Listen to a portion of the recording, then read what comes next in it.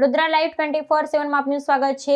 વડોદરા શહેરના national highway 48 પર L&T કંપનીની બરાબર સામે આવેલી VR1 નામની બહુમાળી ઇમારતમાં એક ભીષણ આગ ફાટી નીકળવાની ગંભીર ઘટના સમાવી છે। ગ્રાઉન્ડ ફ્લોર પર આવેલા પાર્કિંગ વિસ્તારમાંથી શરૂ થયેલી આગે ગણતરીની મિનિટોમાં જ વિકરાળ સ્વરૂપ ધારણ કરી લીધું છે અને તેની જ્વાળાઓ ઇમારતના 8મા માળ સુધી પહોંચી ગઈ છે। આ ભયાવહ દુર્ઘટનામાં પાર્કિંગમાં રહેલા અનેક વાહનો બળીને ખાખ થઈ ગયા હતા। જો કે સદનસીબે લોકોની સમય સૂચકતાને પગલે કોઈપણ પ્રકારની જાનહાનિના અહેવાલ પ્રાપ્ત થયા નથી।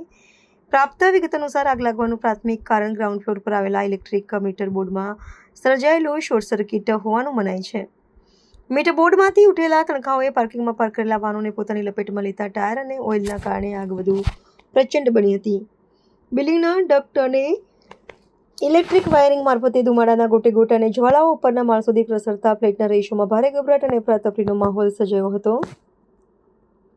જીવ બચાવવા માટે નાગરિકો જીવના જોખમે તાત્કાલિક સીડીઓ મારફતે નીચે દોડી આવ્યા હતા।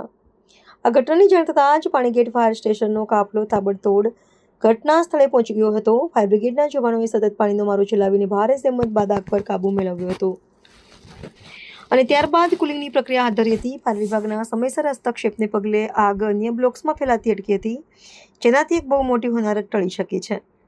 હાલમાં સંબંધિત તંત્ર દ્વારા બિલ્ડિંગના બાહ્ય વિસ્તારને થયેલા નુકસાનનો તાગ મેળવવાની સાથે આગ લાગવાના સચોટ કારણો અંગે સઘન તપાસ શરૂ કરવામાં આવી છે।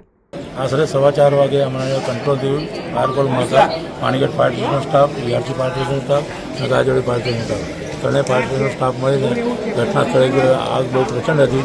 ઇલેક્ટ્રિક શોર્ટ સર્કિટ નીચે મીટર બોક્સમાંથી આગ જે ચાલુ થઈ હતી, આખા બિલ્ડિંગની 8 માળની બિલ્ડિંગ જે હતી એમાં પેનલ બોર્ડ જે આવે છે, પેનલ બોર્ડમાં અંડરગ્રાઉન્ડથી માંડીને ટોપ 8મા માળ સુધીની આગ ફેલાઈ હતી અને એમાં નીચે જે ગાડીઓ પાર્કિંગ કરેલી હતી એમાં આશરે 18 થી 17 ગાડીઓ સળગી ખાક થઈ ગઈ હતી। બીજી કોઈ જાનહાનિ નુકસાન નથી।